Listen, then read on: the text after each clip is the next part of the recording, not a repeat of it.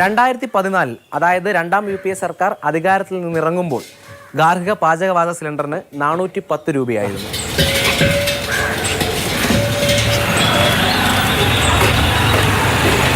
July 2023 പാചകവാതക സിലിണ്ടറിന് ഏറ്റവും ഉയർന്ന വില വരുന്നത് 1112 രൂപ.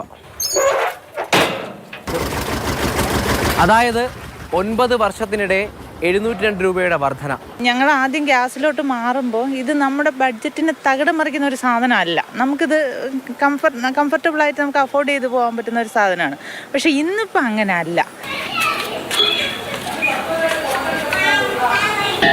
എല്ലാ സാധനങ്ങൾക്കും വിലയാണ്. അപ്പോൾ അതിൻ്റെ കൂട്ടത്തിൽ ഈ പാചകവാതകം കൂടെ വില കൂടിപ്പോയിരുന്നപ്പം നമുക്കത് താങ്ങാൻ പറ്റാത്ത അവസ്ഥ തന്നെയാണ്. ഇത്രയും പൈസ കൂടി വരുമ്പോഴത്തേക്കും നമ്മളെ കൊണ്ട് വാങ്ങിക്കാനും എടുക്കാനും പറ്റില്ല. മാർച്ച് 8 അന്താരാഷ്ട്ര വനിതാ ദിനത്തിലാണ് പാചകവാതക സിലിണ്ടറിന് 100 രൂപ കേന്ദ്ര സർക്കാർ കുറയ്ക്കുന്നത്.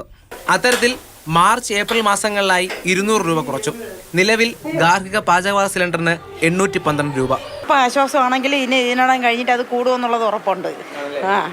കാരണം വെച്ചാൽ ഇന്ന് ഇരട്ടയാവുമെന്നുള്ളതാണ് ഉറപ്പ്. ഇത് നരേന്ദ്രമോദി സർക്കാർ ഇത് ആദ്യമല്ലേ ഇലക്ഷൻ എടുക്കുമ്പോൾ കാണിക്കുന്ന ഗിമ്മിക്കളികൾ ഒന്ന് മാത്രമാണ് ഇത്. ഇലക്ഷൻ കഴിയുമ്പോൾ സ്വാഭാവികമായും ഇതെവിടെ കൂട്ടും.